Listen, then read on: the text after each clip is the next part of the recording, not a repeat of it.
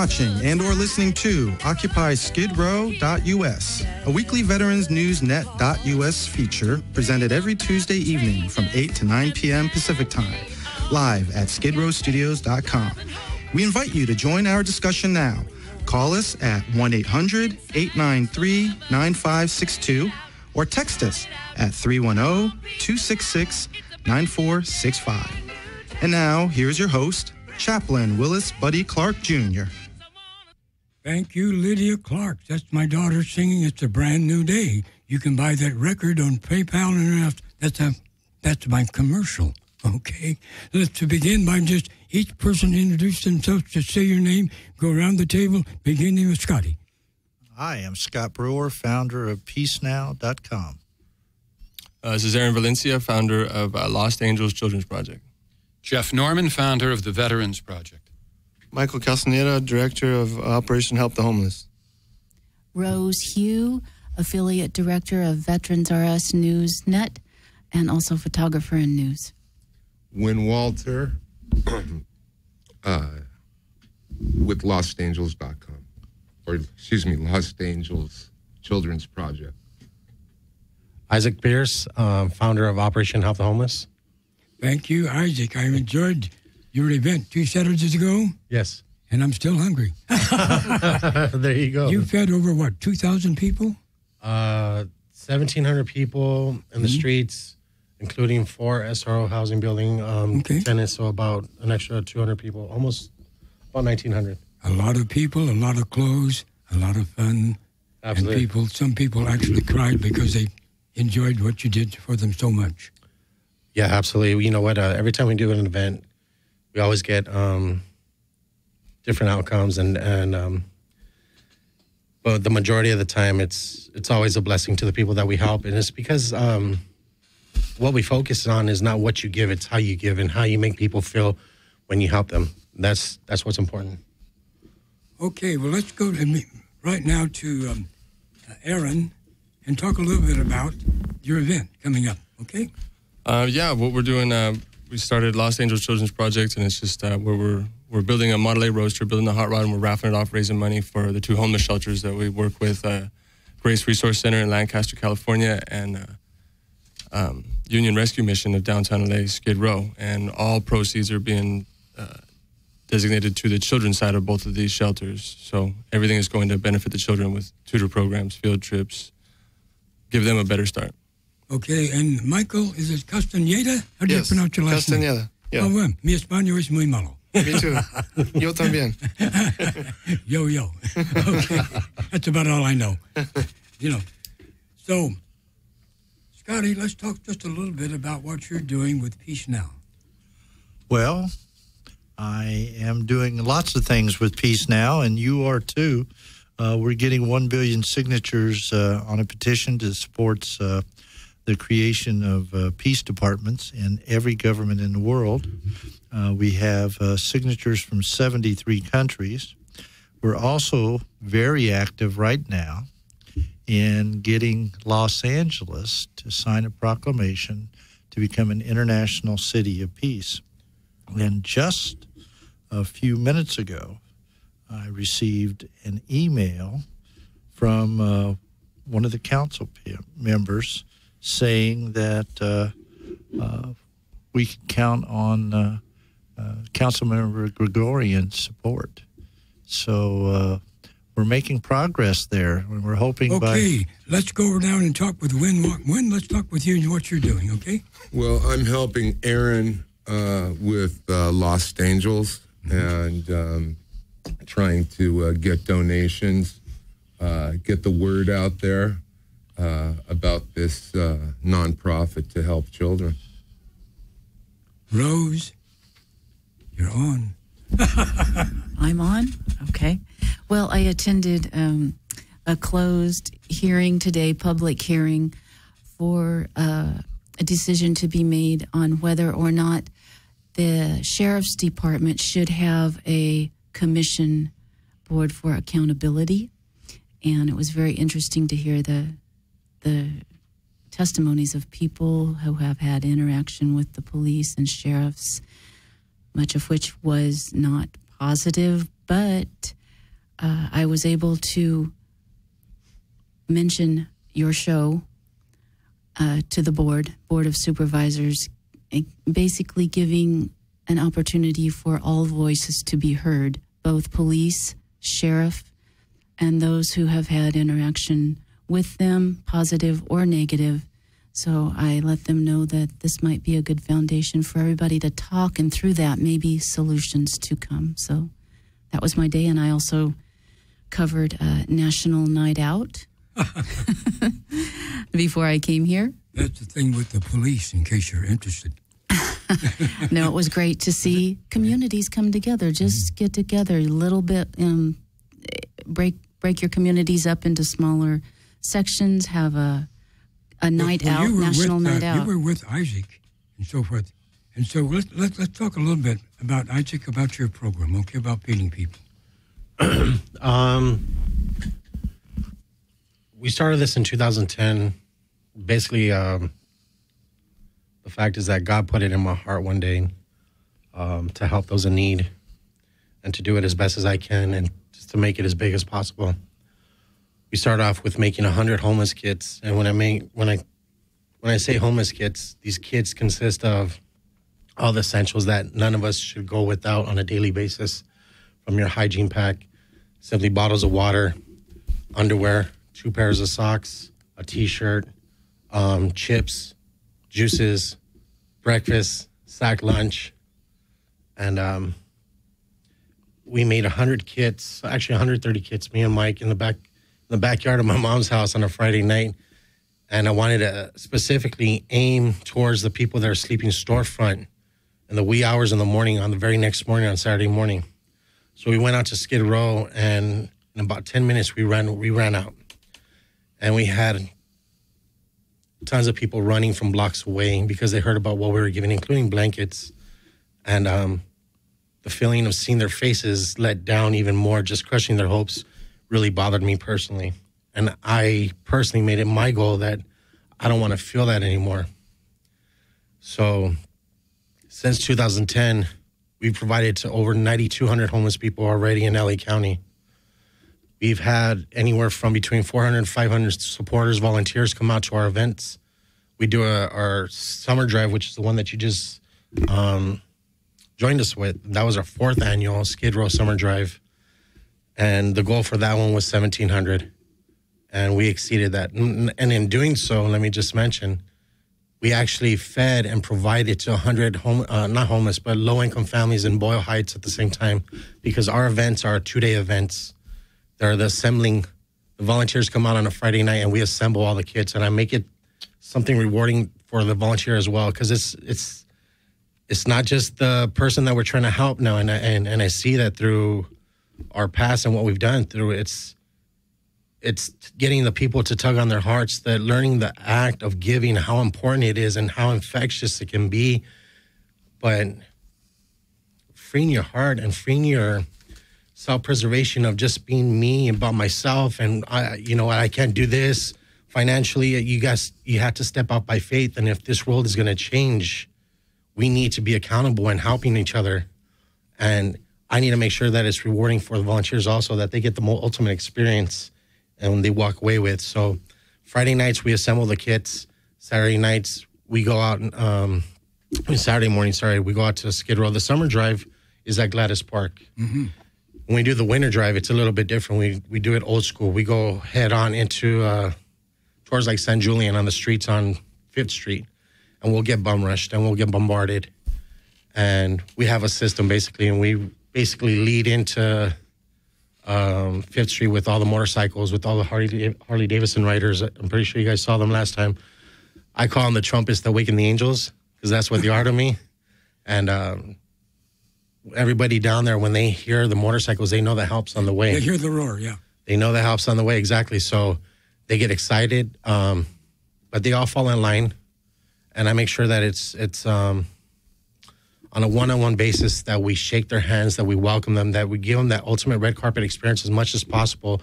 And we make sure that we make them feel like they're family, because that's how real it is. And that's what we've seen, and situations and things that have happened in the past have confirmed that. I was able to experience that with the group and so forth, and the little boy dancing. I have all that on videos. I'll give you sometime. But actually, we were there. Right. We weren't just there passing out food to some people. Right. We weren't passing out food. We were passing out love. Right. And the people responded so beautifully. And this one lady, I thought I was going to cry. And I don't cry easily. But anyway, so you were talking about the veterans now. Right. How many veterans do you think are on Skid Row? Many. That's a good answer. That's a good answer. Very good answer. Well, I mean, I can't put a number on. I can tell you that, like the numbers in towards of Skid Row homelessness, I know the numbers were released today as far as the women in the ages of 51 to 60 have really increased tremendously in Skid Row. But as far as veterans goes, they're out there. They're out there, and it's something that really needs to be turned focus on, and something more specific, I think. We have a Skid Row in Venice, and so last Monday, I had a meeting with the Foursquare minister, and we had a meeting with his board of directors, et cetera, et cetera, et cetera. But on the way to the meeting, all of a sudden, this family in Venice, at the worst street in Venice, which we call Skid Row there, it's right next to Google, they had 2 little kids, not 3 years old each, 2 little girls on the street. And we knew, quote unquote, if the cops came by and found them, right, they would take the children. And sometimes that's not the greatest thing to do. Right. So we immediately took care of them and gave them some things. And then we lost them. So we had to go find them. And then we found them. And then, so Sunday night, I wanted to make sure they were still there. Now, most people don't go down Skid Row at night, especially if you're a white boy like me, okay? But unless you're looking for something. Yeah, right. Trouble. So I put on my Marine Corps hat, which is maybe that'll get some authority. So I walked down there, and no problem, because a lot of people know me down there. So the 2 guys were there, and I said, look, I'm looking for Rebecca. They said, we don't know Rebecca. I said, I'm looking for 2 little girls. They said, oh, yes, we know where she's at. They're inside that little tent. The little tent was like a little Eskimo dome. Right. And they were both in there. So I said, now you guys, don't go away. Stay here, because tomorrow morning we're going to take you and make sure that your children get taken care of. And so they did. But what I wanted to tell you, this minister had been working on Skid Row for 8 years. I mean, he is a doer. He doesn't wait. He doesn't say, we'll send you to an agency in the morning. We'll get to you. We'll pray for you. And that's the end of it. Right. He does it. He does it right now. And that's what I admire about him. And he'll be helping us all over again.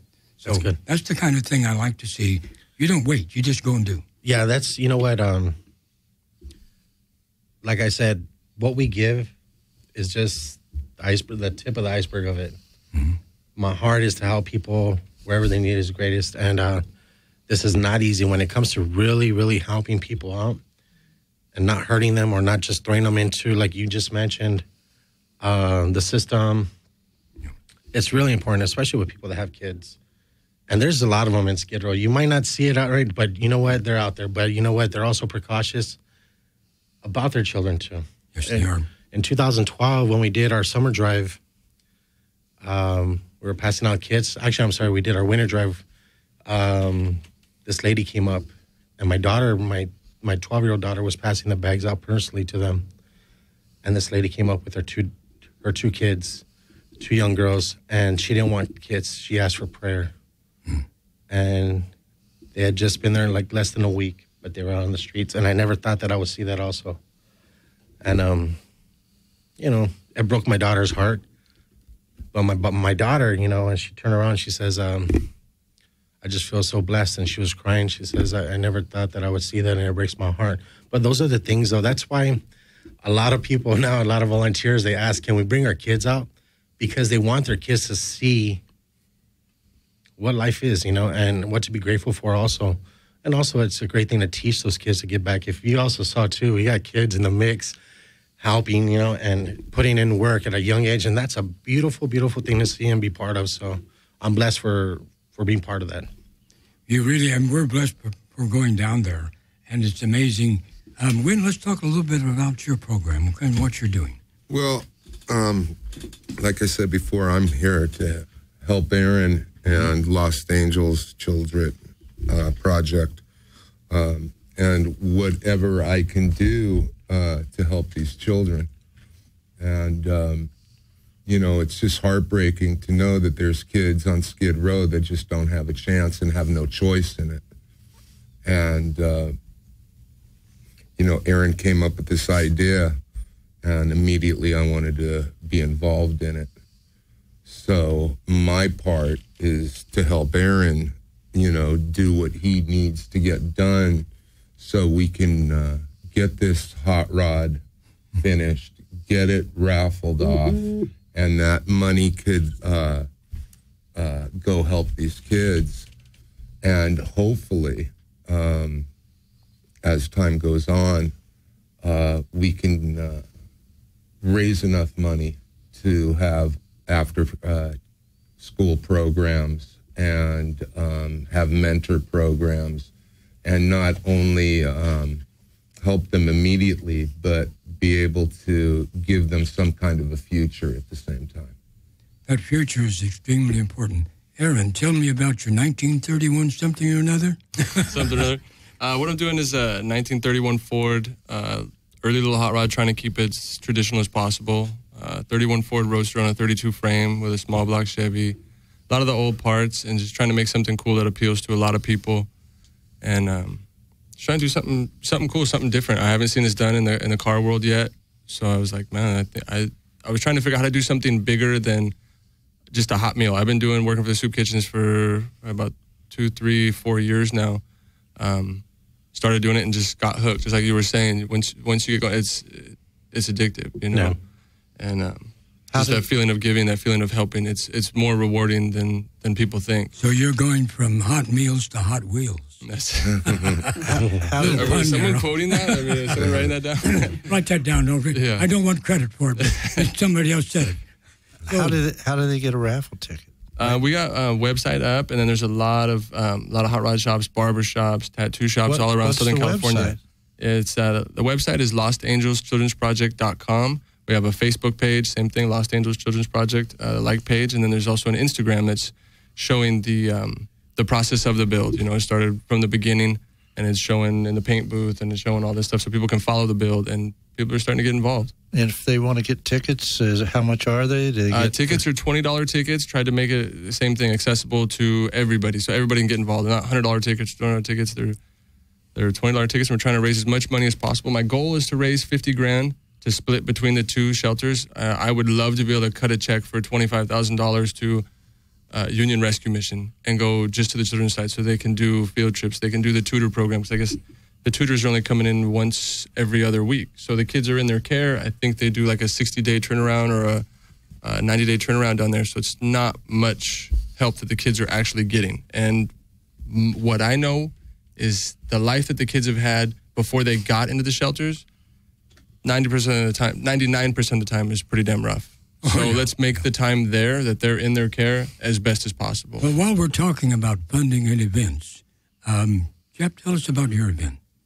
Well, it's kind of an outgrowth of what we've all been doing together here. I'm really pleased that you and Isaac have joined forces, and I think it lays the groundwork for what we want to do, together. Specifically, we at the Veterans Project have been focusing on homelessness in the veteran population, and we've been doing it for a while. But only over the last few months or so has it really heated up as an issue that's seemingly on everyone's radar. Michelle Obama was recently in town to address a summit on homeless veterans, and Mayor Garcetti has proclaimed that homelessness in the veteran population will be ended completely by the end of 2015. So while all these very lofty goals are being presented, we're ready to just step in good, right? and go, okay, right. Well, speaking of stepping in, Scotty and I will be going to Korea. Mm-hmm. And Scotty will be gone a few days. I'll be gone the rest of the month. And during that time, you will be running what we call running this show. So take over the show right now and practice, okay? I thought I just was. And I'm going to spew this propaganda over and over again because this is the time. You know, it's timely. There's a lot of things that are worth doing, but because the stars haven't aligned in such a way that the support isn't there, it's not always doable. So what I was saying is because the bigwigs are now focusing on this and making this commitment, we have an opportunity to really step up to the plate and continue the work that we've been doing. So as I was saying, I'm glad that you and Isaac have teamed up, and we're going to build on that. Isaac is totally committed to addressing homelessness in general, and we are addressing homelessness in the veteran population, so there's obvious overlap there. And we have a stand down every year at the Vortex in downtown Los Angeles. This year it's going to be on November 15th.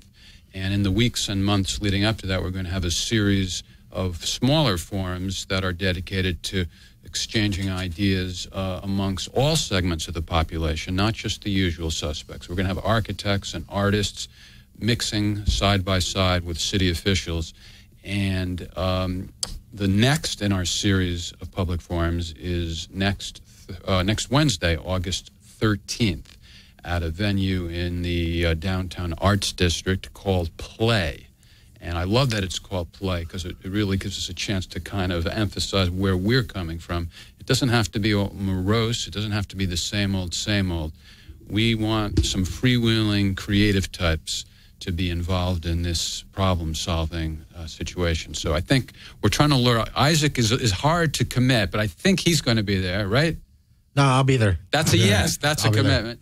And we have also someone, the mayor has a commission, an advisory council on homelessness in the veteran population. So they'll have somebody there, and hopefully from City Councilman Huizar's office.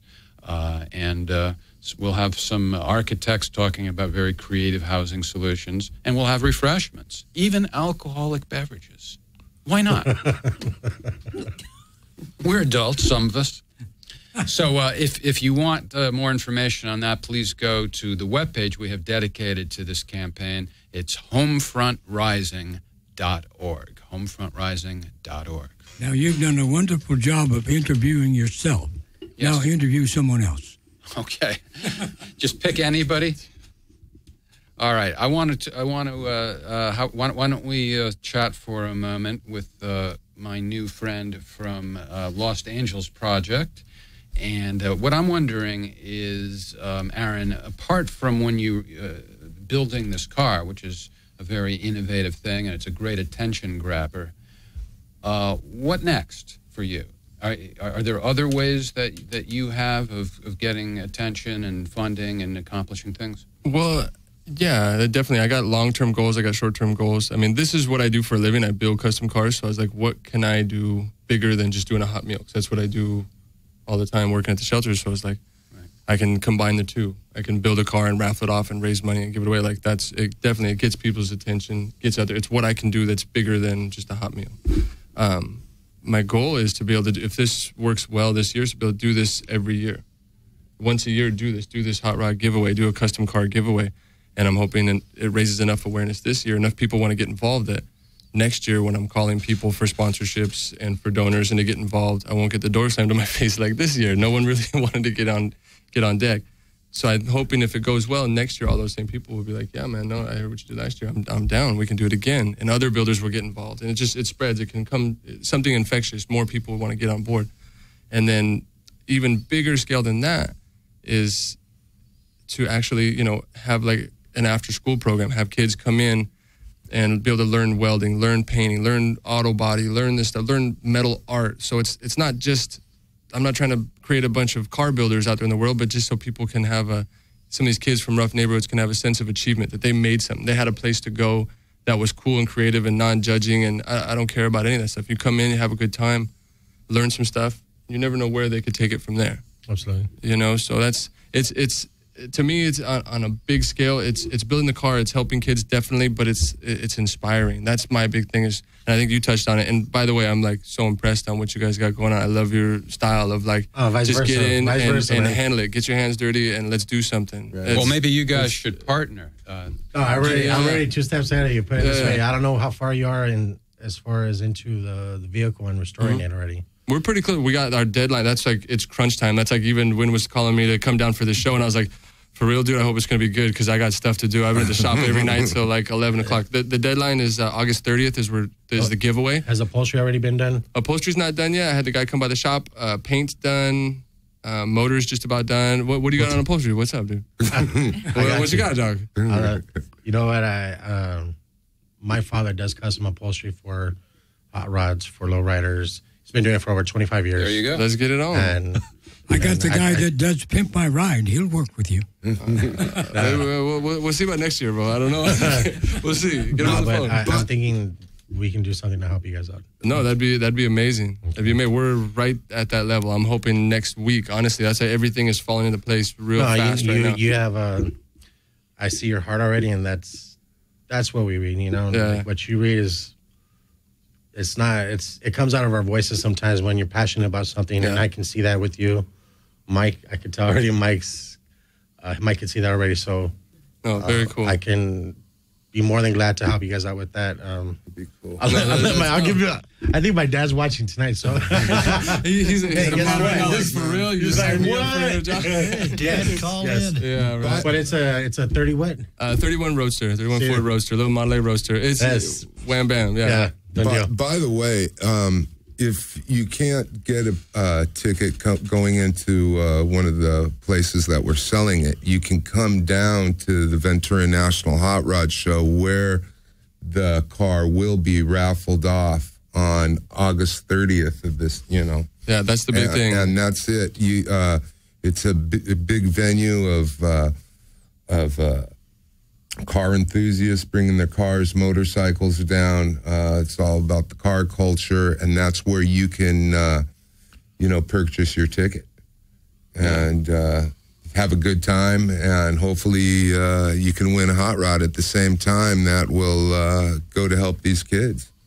I mean, and the last week of this month at Boyle Heights City Hall, we'll be having our first annual Kids for Hope Day, which is just a day of giving back to children in hardship. This is something with LAPD, Hollenbeck Division, YMCA, and a couple other organizations really being specific and bringing in those children of hardship that have really gone through it. Kind of like a carnival atmosphere, but without the rides. But it's just a day of giving back to them, and this is something new that we're starting. But we're looking at about 120 kids also, too. So we haven't locked down the date, but I know it's one of the weekdays of the last week of this month. So that's something new that we'll be doing as well. Well, that's what's up, man. That's what's up. Giving kids something that are already been through the struggle, something cool to remember, a positive time. Absolutely, So, Isaac, why don't you give your website address so that when you have that information finalized, people can find out? And give it to Mike. All right. So the website is ohthforhope.org. ohthforhope.org. And the 4 is the number 4? 4, yeah. All right. Hopefully people will remember that. That's my brother Mike right there. That's my right hand. He's my brother Compassion. I gotta tell you something. He's your real brother. He's basically no, he ain't heavy. We've known each other since kindergarten. Yeah, since about 6 years old, we've been best friends, and we've all gone through our things, and that's why we have such appreciation to help those in need, because it's not easy growing up in LA or in this area, and just to have a heart to help others really changes your whole life just by seeing the effect you have on people. And when you have, like Isaac said about having children help us out, and volunteers bringing their kids along to be a part of the events, we've gotten so many phone calls and parents crying to us saying thank you for showing our kids the real, the things that are out there. And even as families go home, their kids want to be effective, and they want to help others on their own, doing outside of what we're doing. So it just really grows, and it's infectious. It's a good thing. Kindness breeds kindness. Right. What a love fest we have going here. Well, I also want to jump in with an offer to come down to the Vortex sometime, which is where the Veterans Project is based. It's a multi-purpose community center. It has a capacity of 400 people, and it has a garage door that opens up. So one of these cars that you rebuild, you can easily drive right in and I'd raffle it love up. to. Let's do it. And actually, that's where I met Isaac and why we're all here together. So this is the idea. It is happening. It's not just a concept in our minds. So it's great to see it happening. Why don't we take a break, and then we'll return for the home stretch.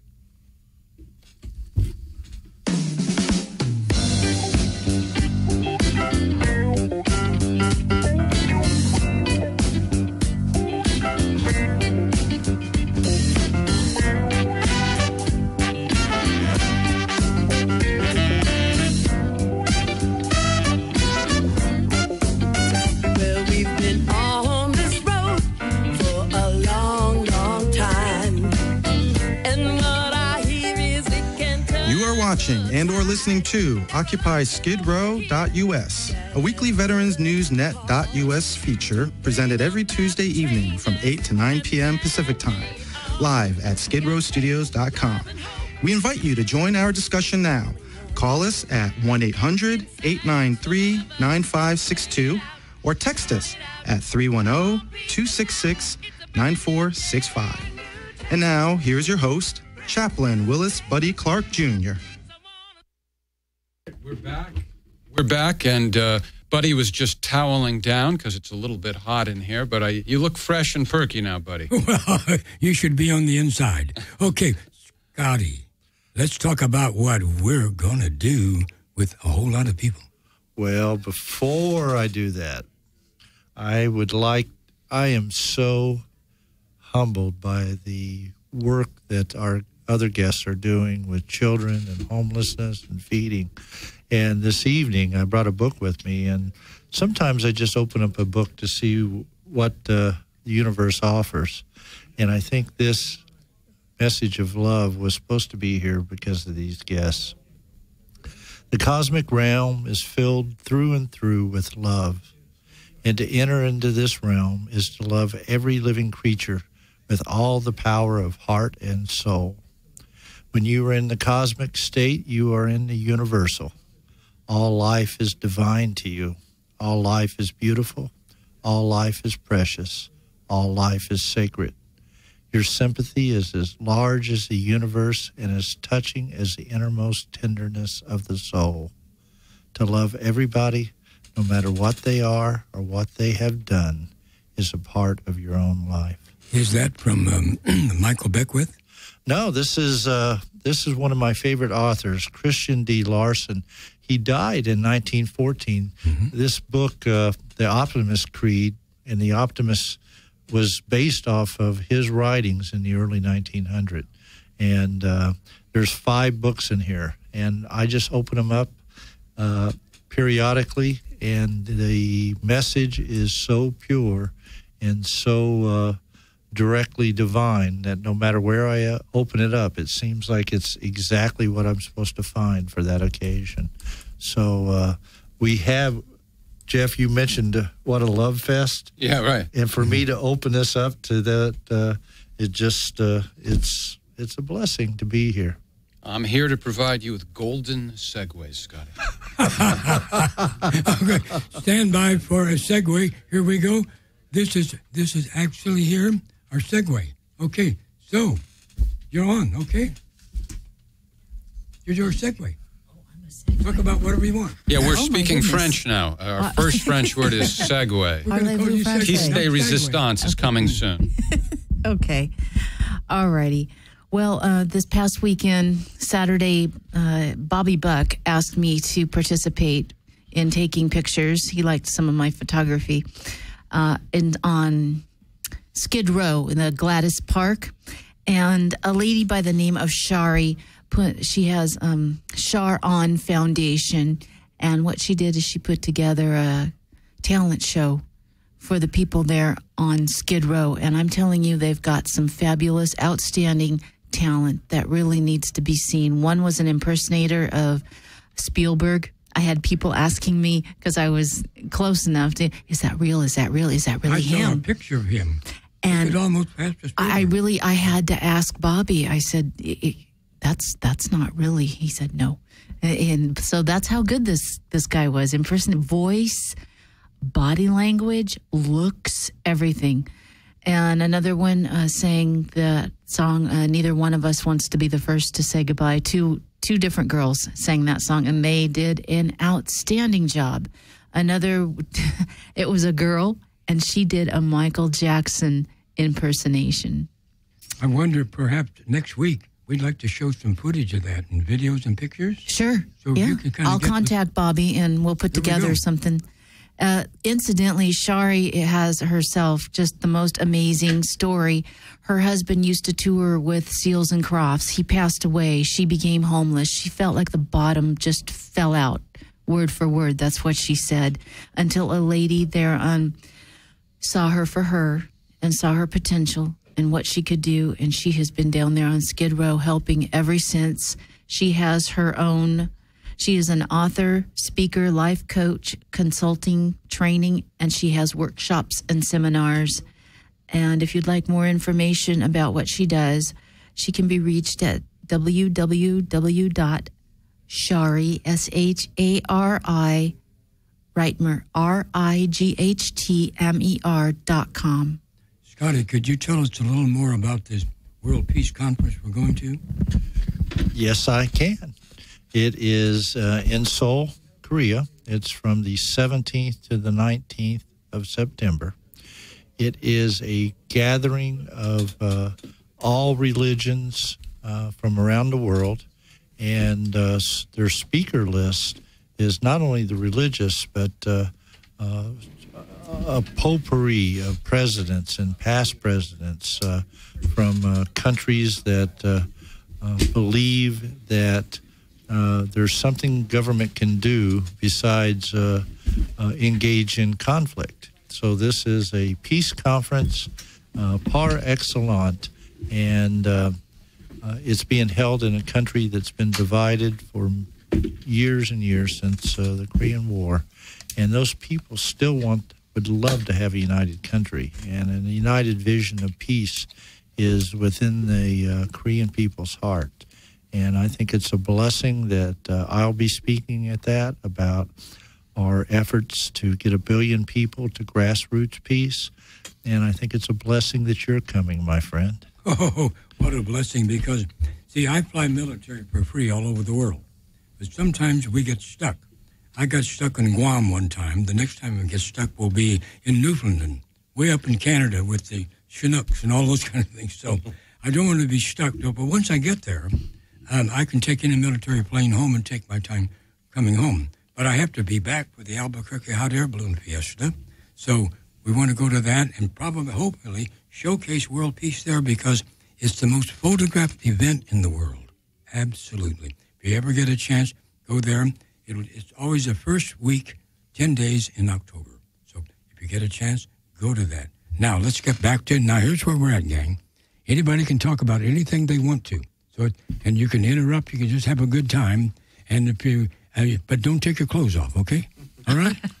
So, hey, buddy, next? let me do a shout out, Okay, because what I want to recognize goes right in with what these gentlemen are doing.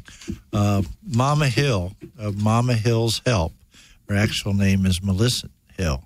She was a teacher in Los Angeles schools for 30 years. And by the time she retired, she thought, based on her estimate, that she had lost 2,000 students either to drugs, gang violence, or just dropouts. And when she retired, she opened up her home, and now kids come in there, and she tutors them. They learn computer skills. She loves them. And she's having her annual fundraiser September 27th, Celebrate the Children, a back-to-school event. They're going to close off the streets. It's at 755 East 92nd Street. So if you want to help Mama, they're going to be having food. They're going to be having crafts. Are going to be having bouncy things, and it's a $10 donation for adults and $5 for children. And you can go to mamahillshelp.org for tickets. And somebody tell me what a bouncy thing is. It's one of these, baby. In case you're still on the radio, we had one of the biggest bouncers here you've ever seen, okay?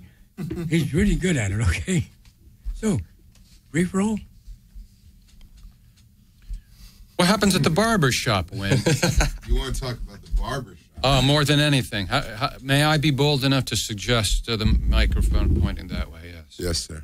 Yes. I mean, it's very nice of you to support Erin's nonprofit. Yes. But here you are. You're hanging out with us. Yes. So just like as if it were a party and whatnot, we want to know about you, too. So what's going on, Winster? Winston. I haven't been called that for a while. Winston? Okay. Well, the manager of Angelo's Barbershop right down the street over on Olive, and we just opened up 6 weeks ago. But actually, that's not really what I want to talk about. I want to talk about Los Angeles Children's Project. Yes, you do. That's why we're here, and that's what my focus is to do anything and everything that I can to bring awareness to the children. All right, I'm going to have to declare you a hostile witness then if you're not going to talk about the subject. If I could jump on something real quick, and for me the big thing is, you started talking about it too with bringing volunteers in, bringing people in, people just get stoked on it, they can't help it but come back. And the thing for me that I keep going back to with this whole thing is inspiring people. That's just it. It's making a car, it's making something, it's making some food, it's putting some food in people's belly, it's getting a smile, a hug, whatever. But it's inspiring other people to do something on their own. So they come back on their own free will because what happened, they were stoked. And it was like when I was talking with Win when I first kicking this around, and I broke it all down step by step of what was going on. He was like, I'm in. And he's taken this and run in a whole nother level of shit I didn't even think about. So it's like, it's already working. Win was already inspired to do what he's going to do. And it's just, it's weird because I didn't see it for a while until it all clicked. Other people I thought were just helping, and they just take it and run with it on their whole other trip. There's this girl, Tiffany. I haven't even met this woman in person yet, but we talked over the phone. She was just hype on the whole thing. Yeah, I'm in, I'm down, like whatever. She took it on her own accord, got some tickets, and put a thing up on Facebook like, hey, everybody, I got tickets. We're riding around. I'm delivering tickets. What's up? Who needs them? And people started getting back to her. It was her and her old man on a motorcycle mobbing through the valley. And she's on the back of a bike checking her Facebook status on her phone like, okay, cool, babe, turn here. And they're jamming down some street on Roscoe selling tickets. Like, it was just like, to me, that's what keeps me going in the garage until 11:30 at night, knowing that there's people out there that are inspired by what we got going on and inspired to help other people to get off the couch, get out of their normal comfort routine and do something. Like that's to me, that's what I live off of. That's what's keeping me rolling on this whole trip, Exactly, because, it's like this, it's when you think about what we're doing, okay, and what we're doing it for, it's a sad event. There's children that don't have a choice in the matter that are living on the streets. And then when you have people like Tiffany and another friend of mine, Wayne, that just like picked this up and ran with it, that's what keeps a smile on our face, okay? And brings the heart and soul to it is watching these other people wanting to be involved, and they're doing it effortlessly. They're doing it, because they want to. They're being, living an altruistic way of life, which is the kind of life that I choose to live. And that I have just so much thanks for. It's awesome. I mean, that's ultimately, I think, what we're trying to do is just raise awareness about child poverty, but it's also raise awareness about, the human spirit, just to try and give back, to try and be a kinder person instead of getting stuck in this everyday drive of self-greed and just, you work your whole life just to take care of yourself and buy a bigger house and buy a faster car and all this. It doesn't really get you nowhere when the man standing next to you is starving.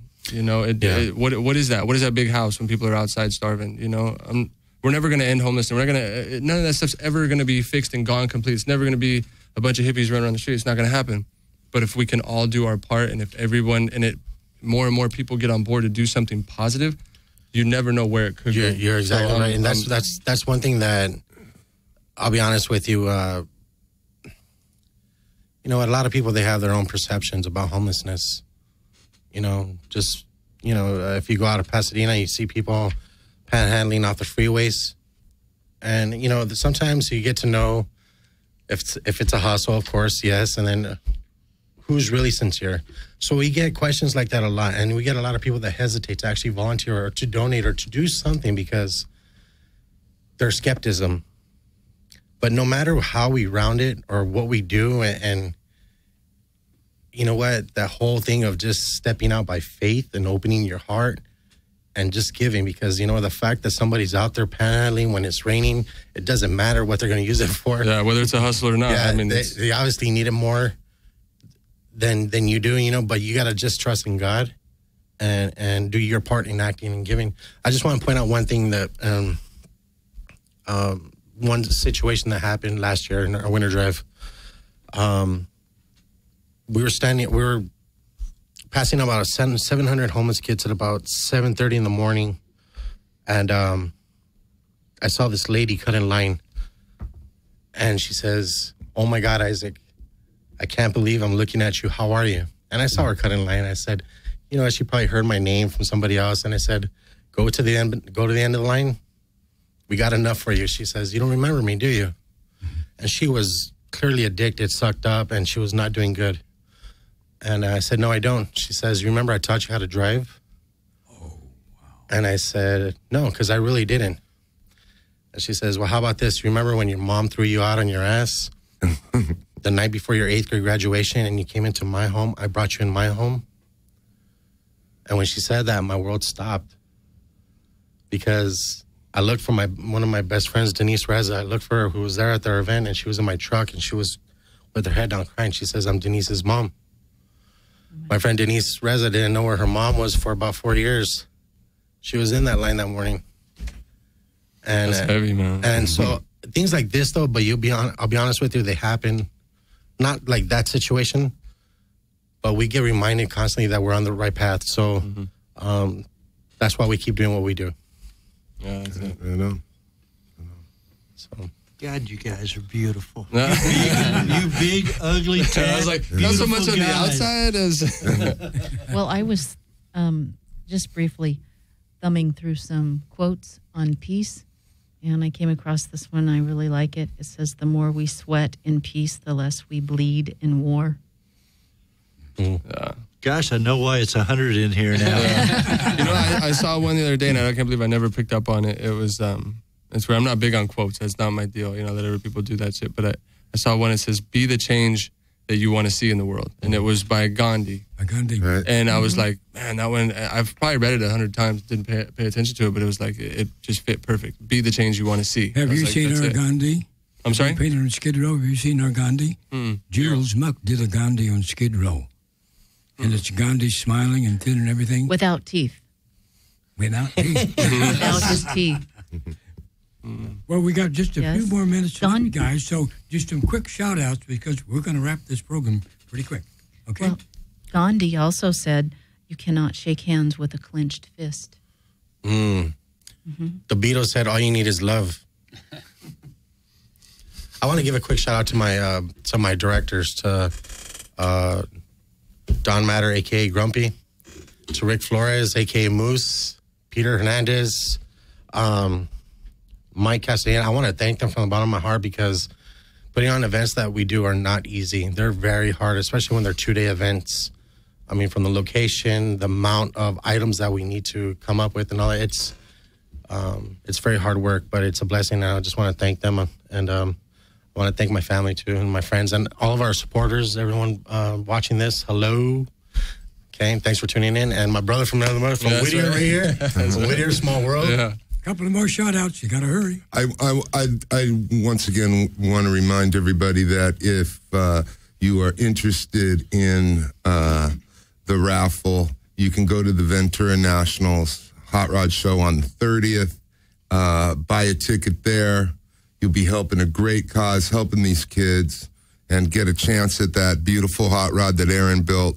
I want to thank the people that are promoting the show, Erin and Holly, because their help has been invaluable. They have just blown this up. They have spread tickets all over the city. And their help has just been amazing. I don't know what we'd do without them. And then, just friends. I mean, nobody has said no. It's amazing. Okay, the businesses. Winston, if they'll deliver on the motorcycle to me, there's another ticket. Okay? Okay. Well, I'll walk it down to you, buddy. Okay? Well, that's even better. All right. Well, thank all of you for appearing on Occupy Skid Row and Veterans Newsnet. Can I get now, one more? we will see you next week. All right, thank you for having us. Thank you.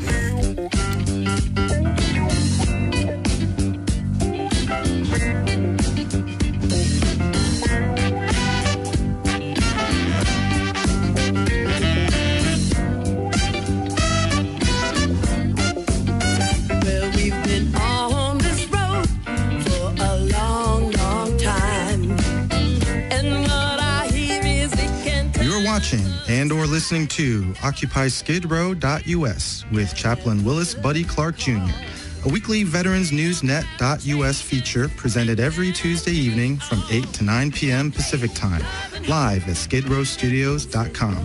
For more information and all of our past episodes, please go to OccupySkidrow.us. Thank you for joining us.